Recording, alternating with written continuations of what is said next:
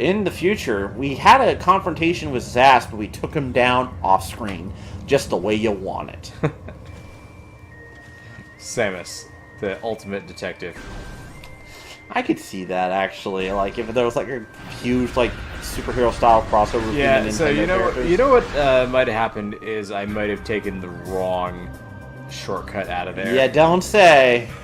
Okay, so back, like, an episode ago, or, like, 2 episodes ago, essentially, where we got the ice beam, I think I might have taken the wrong turn.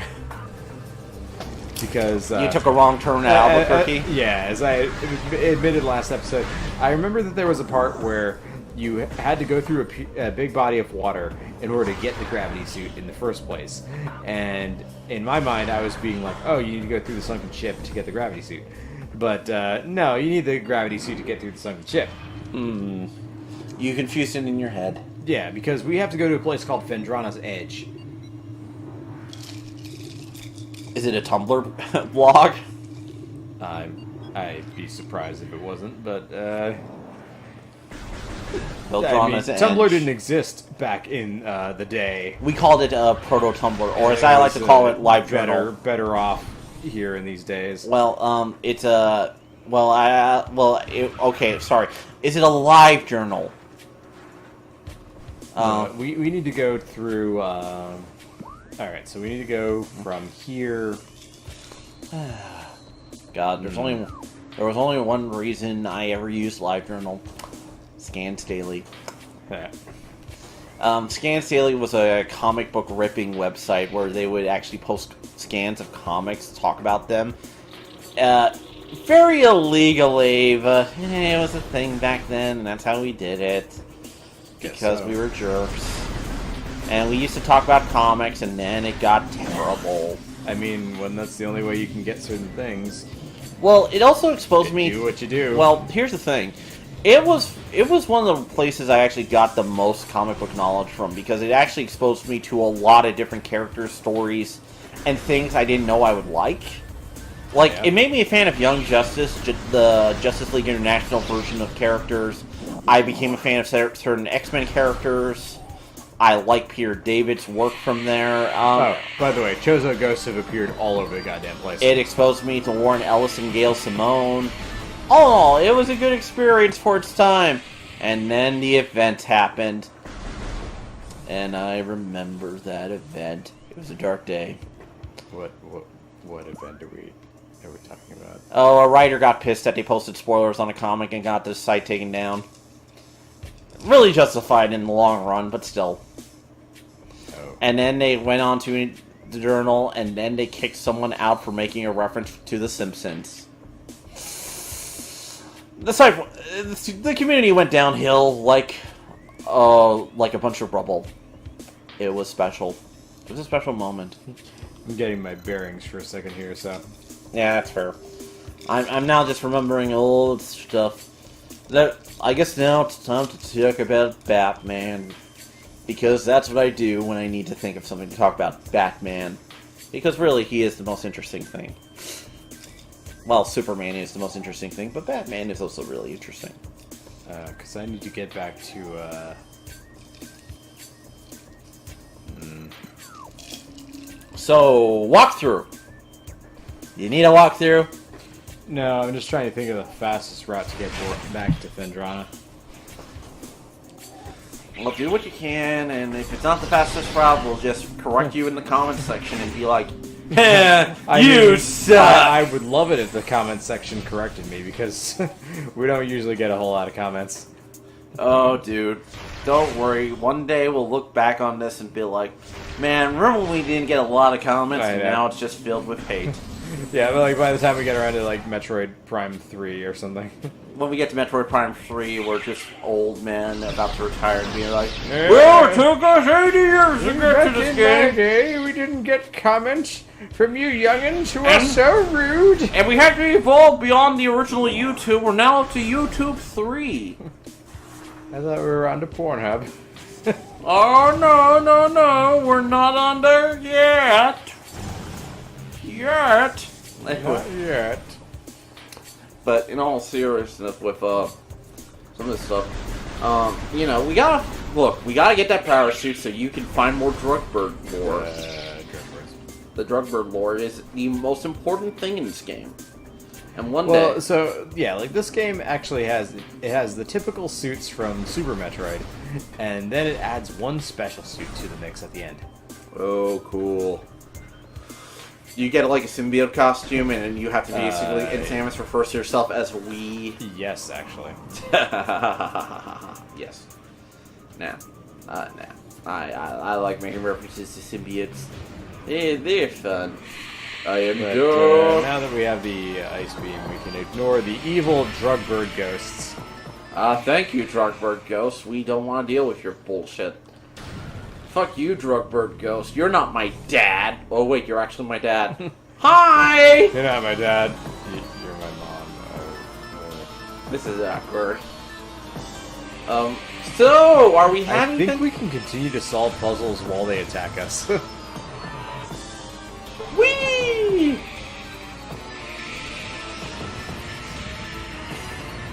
It's just like...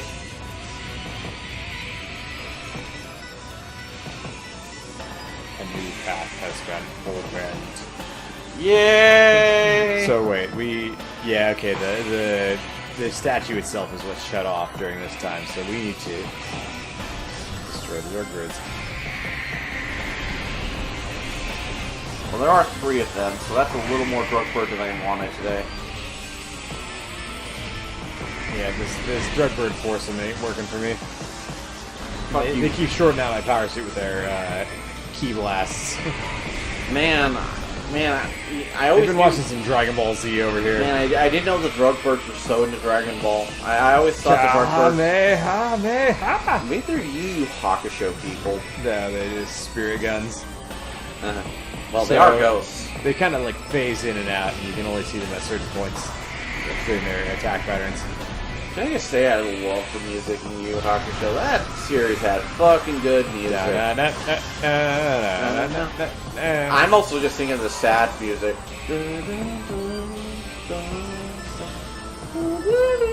Also, I'll say this. I do agree with some people. I think Yu Hakusho is just one of the best shonens in general. The anime. I was never as crazy about it as I was like about Dragon Ball Z. I understand. I was a huge fan of the Chidoro fight. That's one of the best fights I saw as a kid. I was really into it. And in general, the arc where Yusuke is stuck in a cave is in pain, trying to get control of his powers, is heartbreaking to see. And seeing all his friends actually having to win the tournament without him was great. So we cleared this room with the help of our spirit detective, Dave. Yes. Get in there, Samus. Get in there, Sam. Get in my belly, Samus! Hey, Space Cadets, what you are witnessing right now is the ability of recording yourself to destroy your abilities. He's just having a little issues keeping up with the game. You know what I mean? Well, you got an energy tank. Congratulations, man. Yep. I think that was all we could get from the Ice Beam power-up. Then it sends us back up here. So there's one more beam, and it's red. What do you think it is? Fire? Yes! Like... But, okay, so... The Ice Beam in classic Metroid operates much the same as it does here, where it freezes enemies. Except for in the case of like Super Metroid, it actually turns them into platforms for you once they're frozen. Okay. Whereas here, they're more just like frozen solid and they're susceptible to missile fire. But yes, the fire weapon, as you said, is in fact the Plasma Beam. Okay. And the Plasma Beam in Super Metroid makes it so that you can fire through enemies. Your shots pierce. Whereas in this game, it just sets them on fire. Hey, I like either way! It just fucking sets them on fire, and it's like the most powerful, devastating thing. So, is Samus just a pyromaniac? I mean, Samus is just a complete maniac. So this is the other elevator. This is the more easily noticed elevator that we could have taken from getting the Ice Beam.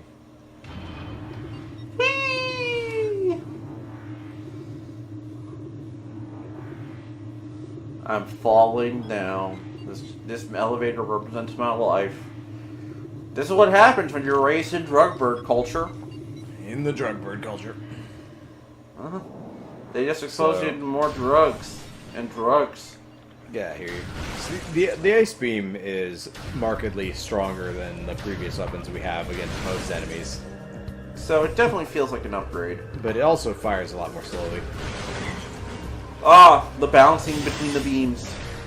Yeah, well, that's what's interesting is that like the first two games actually have like interesting balances between the different weapons you get, whereas 3 is closer to the 2D Metroids, where you just get stronger and stronger, and there's like no trade-offs. Now I'm just imagining that Samus is just pumping iron, just like. Yeah, you see this? Yeah, like that's what Metroid Prime 3 kind of is. It's like you get stronger and stronger, and there's no like downside. Sorry, or now I'm trade-offs. just imagining that Samus is lifting the thing with her like gun arm and just like hold it. So here's the thing. Here's the thing. Yeah. I actually haven't said that in a while. Yeah, that's true. I think we need like a thing photo right here. Of various things. Frack. Bendezium is not what we want. Your Bendezium is. Alright, do you want me to look up where the fucking power suit is? Like, seriously. No. We went the wrong way again. Why do you do this? What's. Wow. Oh, man. Wait. The morph ball can't activate elevators. It can't. Well, there Only goes humans. Morph balls aren't human. That's racist against morph balls. Morph balls are clearly the superior race. They're very well rounded. Yes, so well rounded. They get into every college. Actually, I did see a really good Robot Chicken sketch where the idea is that Dexter, despite being a genius, Oh my god! I just watched that one. yeah, that one, he doesn't get in because he's not He's well got no rounded. extracurricular activities. Yeah, that was pretty great. Okay, so you know the upshot is we just need to head back to Fendrana the traditional way through Magmore. You're just like, I guess I gotta go through Magmore. Hey, Magmore, what do you want with me? Huh? I know, really, like it's whatever. Just go the way you know. You know, there are some specific moments in my life where I notice that whenever I'm like really frustrated with something and can't even. Let's see, I think yeah, here it is. Morphball has a nice little like light halo around it. Clearly the morph ball is actually a species of angel that Samus is. Yeah. You know, the power of the drug bird culture. But yeah, like I notice whenever I'm like really upset at something and I don't know what to say to it, I'll just be like, whatever. Whatever. You're not my mom and dad. There's a few people who have successfully pissed me off to that degree who can attest to that. Yeah, that's fair. I don't piss people off. I'm perfect. Yes, Dave is quite chill. I am. People are surprised at how chill I am sometimes. Though, then again, I'm very tolerant to people in general. So, Dave's a nice guy. not that type of nice guy. Like, actually nice and stuff. Okay, I'm just gonna be quiet now. I don't know where we're going with that. Anyway, but no, in general, like, with this stuff, I understand, like, you get pissed off at Yeah, game. no, like, I realized that, you know, it's been a little while since I played this game, and I'm kind of, like, making assumptions, and also trying to, you know, do, like, the whole show and, like, commentary over it. And it's been a very interesting experience this whole time, where, you know, I've had a lot of moments where I've sat there and I've been playing a game by myself and being like, oh, you know, I've had like an internal conversation with myself, and I'd be like, oh, I could totally talk about this in front of a live studio audience. Yeah, I could like talk about this and like communicate with people. But then when I'm actually doing it, it's like, you know, this is actually kind of like challenging. Well, I have what I like to call with games sometimes what I like to call the 20-minute break, where it's like I'm at a level where I'm just getting frustrated and I just take a break from it for a bit. And then I come back and it's like, why is this so easy now? Yeah, I don't know why that is with me. No, definitely, like, when you take a moment to refresh yourself, it can definitely make a lot of difference. Like, I was going through Yakuza Kiwami recently, and, Well, because I used to always have it where, like, I would be doing a school assignment, and it would be, like, really intensive, and then I'd be like, oh, man, what do I do? I don't know what to do. But then I would, like, just, like, stop and maybe, you know, whatever, I'd, like, go take a shower or something, and then, like, somewhere in there, it hit me, and, like, oh, I can do this! And then, you know, I'd have a new idea, because I took a step back from it. oh god, it reminds me when I was back in high school, I used to, after intense study, just read a bunch of comics and shit, and occasionally do it. I remember one time I was also sick, and I just played Final Fantasy X and just dedicated myself during that period to getting the ultimate weapons. Wow. That one has one of the most bullshit elements of getting alright. Now, in that game, I would actually recommend not getting the ultimate weapons, because Lulu's is not much that worth it. Because it is just such a fucking time sink. Well, I was gonna say, isn't she mostly, like, magic anyways?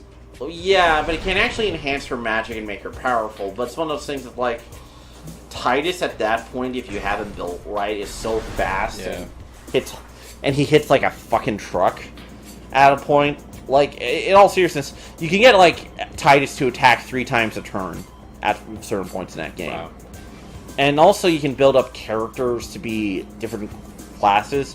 In all seriousness, if you actually spent enough time in that game and built it right, you can actually have every character be the most powerful character and just have them do everything. We got back to Magmore. I would not recommend doing that, but you can. But Lulu's, here's how it works. So there's this place called, I forget what they're called. I'm going to call them the Lightning Plains. And the way you have to get access to her weapon is that you have to dodge lightning 200 times. What? In a row. Okay, so, you know, that plays in, like, one of my, like, major pet peeves about, like, JRPGs, is they like to have major things like super weapons contingent on things that are not directly related to the main gameplay of the game. To be fair, I will admit, this is why I also like the Shin Megami Tensei game, because the whole idea is that you're getting demons and powering them up by fusing them together. Yeah. It's kind of a little like Pokemon. Yeah. Because Pokemon kind of was inspired a bit by Shin Megami Tensei. Not saying it's a rip-off, but, you know, I'm just saying. But anyway... Wait. When did Shin Megami Tensei first start doing that? The monsters? Yeah. First game. What year? It was on the NES, so you tell me. So like 1980 something. Yeah. Late 80s. Late 80s. Okay, because like I know that Pokemon definitely was inspired by like the collecting idea. I hear one of the main creators was inspired by their bug collection. I'm sure that, like, dude, I'm not saying that Pokemon was totally ripped off from Shin Megami Tensei, because it isn't. No, I'm just curious where they got the inspiration from. But Shin Megami Tensei is probably one of the main inspirations that they probably... what's the difference between a rip-off and, you know, an original idea, so to speak? I'll say this... Because so many ideas take inspiration from something. Well, even... It may not be always apparent. I know, I'm cutting you off, I'm sorry. Sorry, let me actually talk here, because I actually do know some stuff about this, so please. No, okay, so Shin Megami Tensei was actually inspired by a lot of different elements too. Like, to give you an idea, the main villain in that series at first was Loki, of all people. I thought you were going to tell me it was Jesus Christ, but okay. No, actually Jesus never shows up really in the games. You do kill his father a lot. Or you command his father a lot. That is most JRPGs. Well, Shin Megami Tensei was actually one of the first games to do that. I think Saga was the first game to ever have you fight God, but I could be wrong. Saga is a weird game, though. God, to think that game was basically created from remnants of Final Fantasy II. Wow. Well, you know the level up system in Final Fantasy II, how that works? No, I don't. Like, I'm familiar with Final Fantasy, like, 7, 9, and 10, and that's about it. All right. Okay, So 13 also. okay, I'm going to talk about specifically about Final Fantasy 2 and its main inspiration of game Saga. Saga, as a whole, is very much is based on the system, and a lot of people who worked on Final Fantasy 2 also worked on Saga. So you can kind of consider them relatively part of the same series to an extent. Yeah. Okay, so this is where I really should have been going. We need to go past the fiery shores to Talon Overworld West. Just go. Go. No, because we need to get to Phandrana South. Go. Anyway, so Final Fantasy 2 has an interesting level system that could be but it would be hard to balance. The idea is that if you use a specific skill or stat, it levels up. Mm-hmm. So, like, if you attack, your strength increases. If you get hit, your HP increases. Oh, so it's what the Elder Scrolls does. Yeah, it's a very primitive version of what Elder Scrolls does. Very much so. Elder Scrolls does what Nintendo. Oh, yeah. Anyway, the system didn't work out well because it was highly exploitable to an extent. And also, the problem with that game is that oh my god, it's eating me into lava. The enemies, the enemies also scale with your level. So you can actually screw yourself over very easily in that game. Why can I not get in here? Okay, there we go. Jesus Christ, man.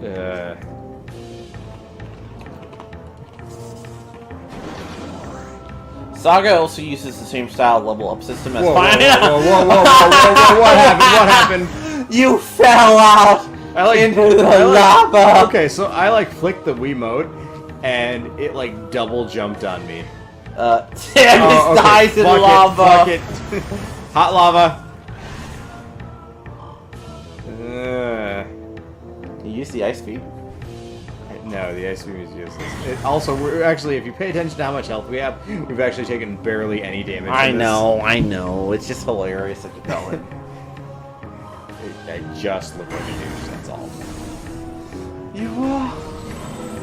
It's fair. But anyway, Saga, the games that descended from Final Fantasy 2, had at the very end have you fight God, and I believe that's the first time that was ever done in a JRPG. Hey, yeah, wow. I mean, we should be, go play, some Xenogears or something to really have a serious discussion about JRPGs versus God. I can talk about it because I played most of the Shin Megami Tensei series at this point. So, I've done a lot of God killing. I've done so much God killing. It struck me when, it was GameSpot.com was doing, their preview of Final Fantasy 13. And they were in, the very earliest parts of the game that they were hey, how do you think this game's going to go? And they were like, I don't know, but you're probably going to kill God by the end of it, because you do that in every JRPG. God. No, Final Fantasy 13 is actually a good example of how I would not do it. It's a good anti-example, as I call it. Because the evil, space pope turns out to be evil God. It's not just that, it's also the whole, let's see, that whole storyline crap. I get it, Metroid. I know where I am. We're chosen by these gods, and we have to find our purpose in life. Fire hot. Fire is hot! That's my purpose in life! I'm a professor. Fire indeed hot. We went on to a weird tangent, but besides that... Okay, this is why Metroid Prime 3 is actually kind of a better game, because you don't do this. Fair. You hit me in the mouth, and I am dead. Not that this game isn't an instant classic, but Metroid Prime 3, if nothing else, alleviates the backtracking that we're doing right now. Oh, that's one of the reasons why sometimes games are a little bit better in the future. In the future, I still play Final Fantasy VII and not the remake. Actually, because the remake won't come out for many years. Well, if I'm gonna play it, I'm gonna play the Final Fantasy VII with that really nice texture mod pack they did for the PC. Fans actually gave it Final Fantasy VIII style graphics, and the game looks so much better And my god, I like playing that Wait, version. is Cloud no longer a chibi? Yeah. Yes! He looks like he would, like, look if he was in, like, Final Fantasy VIII and shit, but it looks great. Oh, so he's... Yeah. But the game looks good, and, you know, No, I'm he glad was- fans were able to mod it to look great, actually. So we are way back at the crossroads where I was like, I accidentally took the right way. Yeah. Yeah, that's where we are. You can go your own way. You know, yeah, that's what you should have done, but you went your own way, and now we're here. Yeah, so die bug. Die, So, bug! This is some debris made of Bendesium, and Bendesium is the structure, the material that needs to be melted by power bombs. Okay. So on and so forth. Wave beam. Boom. Yeah, we're gonna hit the save point here. We're gonna Probably save. call an episode then. Yeah. This has been special. It's been very special. Well, don't worry. You can go your own way.